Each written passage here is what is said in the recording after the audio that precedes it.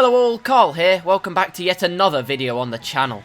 Today we are looking into the future a little bit for the release of F1 2020. Now, F1 2019 is a pretty solid game.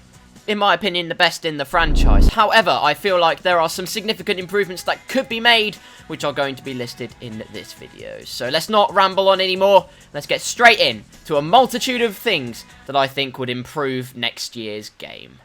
First of all, I want to look at the immersion of the game. Career mode has been improved tenfold with the story mode, cutscenes and whatever. There needs to be more of the cutscenes, by the way, and more involvement of the two characters, or more characters, depending if you add any this year, Codemasters, but there needs to be more, because this just wasn't good enough, was it? I think there should be more of it, but it was a good starting point. However, that's not the point I'm going for here. The point I'm going for at the moment is the celebrations, because there is literally no difference between any of the people in the f***ing game. It's been a stellar drive for Lewis Hamilton, feeling #blessed. He wins the British Grand Prix by a landslide. He gets out of the car, look at him, he's absolutely delighted with himself. Here on the podium as well, he is absolutely elated, as you can see, embracing the love from the British people. It's been a whitewash of a Grand Prix. He's absolutely stomped his authority on the rest of the competition. And he points to that crowd, this trophy is for you, and then the Peggy 3 champagne is sprayed. That is very good. It's been an astonishing drive from Pierre Gasly, where Toro Rosso seemed miles behind from the beginning of the weekend. They have absolutely dominated the race, and Pierre Gasly is going to take a memorable win. His first in Formula 1, round the last corners. He is going to win the Singapore Grand Prix! We apologise for the cut in the transmission there. He is just celebrating that loudly, and what? He's not even that happy. This is the exact same. He's pointing to the fact. That's what Lewis Hamilton did, mate. You won in a Toro Rosso, fella. There should be limbs everywhere. Oh, for God's sake. Well, okay, that's one occasion. Surely it can't get worse than this. Kimi Raikkonen has shanked the rest of the field during this Monaco Grand Prix. He has driven well and truly out of his skin, and he is going to, with some steering problems, apparently, my word, win the Monaco Grand Prix. And what will the podium be saying? What? Is that Kimi Raikkonen smiling on the podium? Oh, forget it. The podium celebrations are cancelled, and what? It's the exact same as before. I'm gonna be sick. I'm gonna be sick everywhere. It just feels lazy to me. Like, they had a different celebration for the podium last year. They could have reused that, and I wouldn't have minded. I don't want to see the same podium celebration for every single driver. When it comes to podium celebrations, there should be characteristics for each individual person. Hamilton might be happy and thanking the fans. Raikkonen will probably be quite cool about it. Verstappen might also be happy. If you were in a lower team, you would be shouting it from high heaven. Honestly, winning in a lower team would be like the best feeling in the entire world. So just let us show that. Also, in conjunction with that, let the interview question answers mean something as well. So if you get a high sportsmanship rating, you can be more calm, congratulate others. If you have a high showmanship rating on the podium, you can celebrate wildly. Why not? Let us show that even more. And with that also, I'd like podium interviews as well, because that'd be interesting. Get someone like Johnny Herbert on. I don't know if that's possible, but get someone like that on. You've already got David Croft, Anthony Davidson. Get Johnny Herbert on to do the podium interview, and then you're sorted. That'd be fan-bloody-tastic. A few more things I'd like to see. If you're in an F2 season, then you should be able to be a test driver for a Formula 1 team you want to affiliate yourself with. A slower R&D development. You can take the worst car to be the best car in just under a year. That's not what happens in real life. Less contract negotiations, because how many have you seen in a year? That's right, there's a mid-season contract talk, I think, and then one at the end of the season. So it just feels absolutely ludicrous as to how many there are at the moment. Also, can we please have a sandbox mode? Imagine how sick that would be. Codemasters, you have taken away our abilities to mod the game, so please, for the love of God, just give us something back, and give console players something that they can use to mod the game. Give us a sandbox mode for career mode. Thank you very much. There are so many other things that could be added to career mode, but I haven't got time for that. What I have got time for, though, is the track difficulty meter that they've added, because some of it just does not make sense at all. My first gripe with the track meter of inaccuracy is Australia being regarded as a very easy track. So you are literally telling me that Australia is as easy to do as Monza. I don't think so. Bahrain is apparently an easy track. Canada is apparently an easy track. Kota is apparently an easy track. I actually can't deal with this flipping stupid-o-meter. To be fair, some of them are alright. Austria, very easy, fine. Monaco, very hard, fine. I can accept that. But some of these are booky. Abu Dhabi, for instance, Jesus Christ. It's apparently an easy track, as well as Russia. Russia, I can accept as being an easy track. Are you telling me Abu Dhabi is as easy to do as Russia?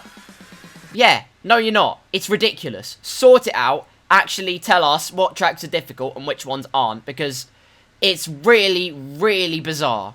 Next up is the start of a Grand Prix. Here we are in the Williams at Mexico. And as the 5 lights go up and then they go out right about now, it's the start of the Grand Prix and we get a decent getaway. Not too bad. The AI are about on par with us. It's okay. We're just going to bolt our way down the straight. So not a problem with that. That's absolutely fine. Now we're at the same track doing the same start again. Okay, a bit weird, but sure. Lights are out and away we go. We get a bit more wheel spin this time, actually. It's not a great start from us.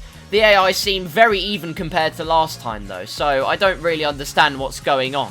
Oh, I forgot to mention, by the way, that first clip you saw, they were on 0 difficulty. And now they're on 50 difficulty. So, yeah, this is going well. And now it's on my preferred difficulty of about 105. This is on default setup. And lights are out once again. And away we go. And you can guess what's going to happen next. They get a perfect start. You have to be on the ball every single time, because they will get a perfect start. No matter what difficulty they are. No matter what track, no matter what scenario. Sort it out. Also, I'd like to see red flags return back into F1. If there's a massive crash, there should be a red flag. Thank you very much. The AI disparity as well is f***ed in this game. You can be a second faster at one track and be 2 seconds slower at another track. Well, it's not that big, but France is ridiculous for the AI, whereas a track like Silverstone is a bit nicer to you. So just make it consistent, please. If it's 105, it should be 105. Not 102 at one track and 107 at another track. Just keep it consistent, for Christ's sake.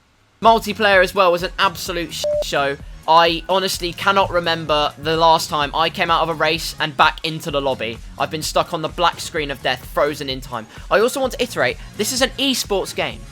This is allowed to be an esports, and the servers are as f***ed as they are.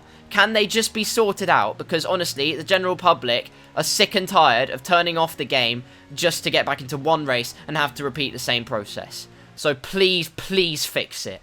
Furthermore, while it is going in a serious direction, and it is going in more the esports route, which is fine, because it is good for the game and good for the franchise, I feel like the casual consumer is being slowly forgotten about. So add some new game modes. Demolition Derby, Last Man Standing. Imagine a Demolition Derby around Monaco. See who survives last. That would be quite something, in my opinion, but honestly, I've got too many things to say and too little time to say it in, so, you know.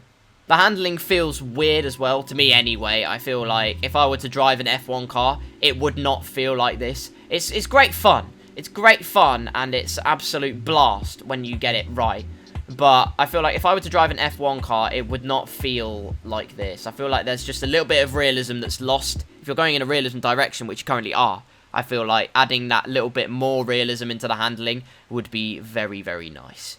Finally, for Career Mode Season 1 of F1 2020, I feel like it should simulate the coronavirus period and not include half the tracks in the first season. I'm joking, of course. Or am I? Anyway, the actual final thing that I'm going to say for this video that I'd like to see in F1 2020, classic tracks. We've got loads of classic cars, add more in if you want to, it's absolutely fine. But classic tracks, why did you get rid of them? Bring them back, it'd be sick. And maybe, as well, incorporate them into the career mode season. Maybe take some tracks out, put some tracks in, change it up. I mean, that might be impossible because of licensing and whatever. But include the classic tracks, because we've got all the cars we need. And, well, we've been begging for tracks now for about 2 years. So, just do it. It is time. 2020 is our year. And that will wrap it up for this video anyway. I'm sure there's a multitude of other points I could have got into. So if there's any more you feel like could have been in this video, any other suggestions that you have that could be in the next game, just put them in the comments below. I'll read all of them. We'll have a conversation about it. We're intelligent humanoids. We can do that. Thank you all for watching. If you did enjoy, slap a like on the video, hit subscribe, smash that bell so you don't miss a single one of my uploads. I also have social medias. Go and follow them. My Twitter and Instagram are at KarlsCarsYT, and links are down in the description below. If you do want me to make another one of these as well, then just let me know down below as well. Any feedback is greatly appreciated. And just share the channel around. Tell your pets to subscribe if you really have to. This is 2020 is Karl's Cars year. Subscribe for more. Until the next video, whatever it may be, thank you all ever so much for watching. Stay safe, and I'll see you very soon.